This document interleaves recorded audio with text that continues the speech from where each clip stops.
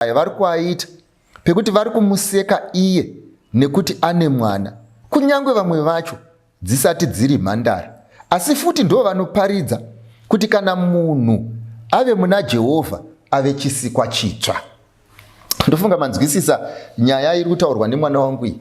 Nyaya iri kutaurwa nemwana wangu panapa ari kuti izvo, kana munhu akatendeuka ave chisikwa chitsva, pasti yapera.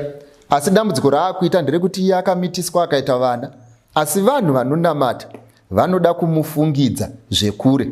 Ende imwe problem yaatori nayo ndeyekuti izvo iye akamitiswa, kune vamwe vasina kumitiswa asi vairara nevarume vari kutomuseka sezvinonzi ivo vari nani kudarika iye. Ndo mubvunzo wacho.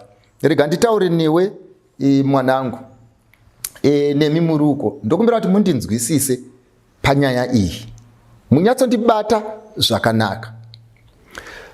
Ngatiti kune vanhu vari kubhawa, vomba vaenda vari vaviri vonorwa kubhawa. Umwe orowa obviswa mazino, umwe orowa mazino oramba aripo. Vanhu ava vese vari vaviri vanga vachirwa, asi havasisina kufanana kana vanhu vakatarisa, nekuti umwe akabviswa mazino. Saka mwanangu, chandoda kuti utange wabvuma panyaya iyi ndeyekuti zvinoitisa mimba mese makaita. Mutsauko ndewekungoti iwo wakarohwa ukabva mazino, vamwe vakarohwa vakasara vane mazino. Ndo munyama wawakaita wekuti mazino hausisina. Uyezve ndoda kuti uchiziva chinhu ichi ndechinoti manje kana munhu aimwa doro akatendeuka, iye akarohwa kubhawa akabva mazino, nyangwe zvichinzi chachisikwa chitsva zviri kuti anodzoserwa mazino, anoramba asina mazino, asi pamberi paMwari achisikwa chitsva. Saka ndo scenario iri pauri, ndeyekuti iwewe uri chisikwa chitsva ende kuponeseka unoponeseka ende mikana unayo. Asi paunomira pane vamwe vasikana, usakanganwe kuti you are a single mother. Ende kuve single mother hazvireva kuti uri chinhu chinoshoreka, zvireva kuti ndo status yavapo.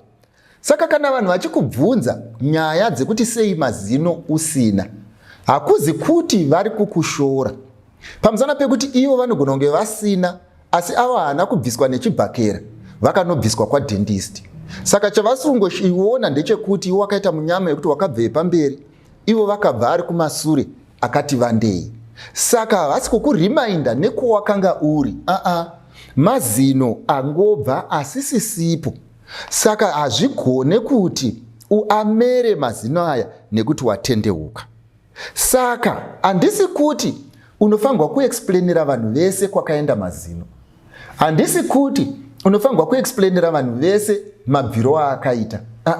Ndiri kuti iwe muridzi wekushaya mazino, chirega kuita hasha iwe nevane mazino pamusana pekuti iwe hausisina.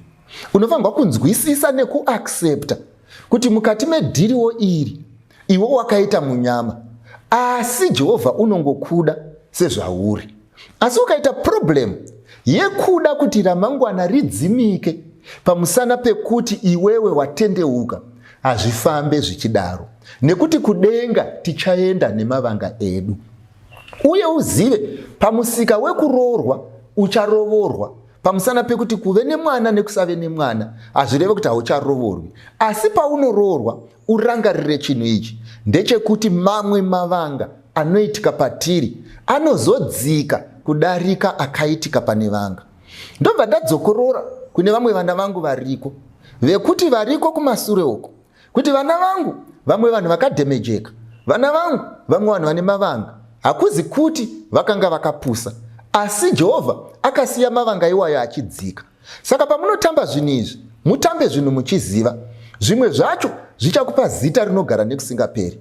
Zvimwe zvacho zvichakupa status inogara nekusingaperi. Zvimwe zvacho zvichakubvisa pamusika uchiri kuda pamusika. Zvimwe zvacho zvichada a lot of explanation kumberi. Saka musazoda kuti nyika ikunzwisisei pamaifanirwa kunzwisisa makaramba kunzwisisa. Saka kana iri nguva yako yekunzwisisa, nzwisisa kuitira kuti usazotinetsa nekuti tikunzwisise muscenario isiri iyo. Saka it's all up to you. Handina munhu wandiri kutsikirira pasi, ndiri kungotaura kune vasati varasikirwa nezvinhu izvi kuti uzive kuti ukaramba uchitamba pasiripo unogona kufanana namai vako. Yafai.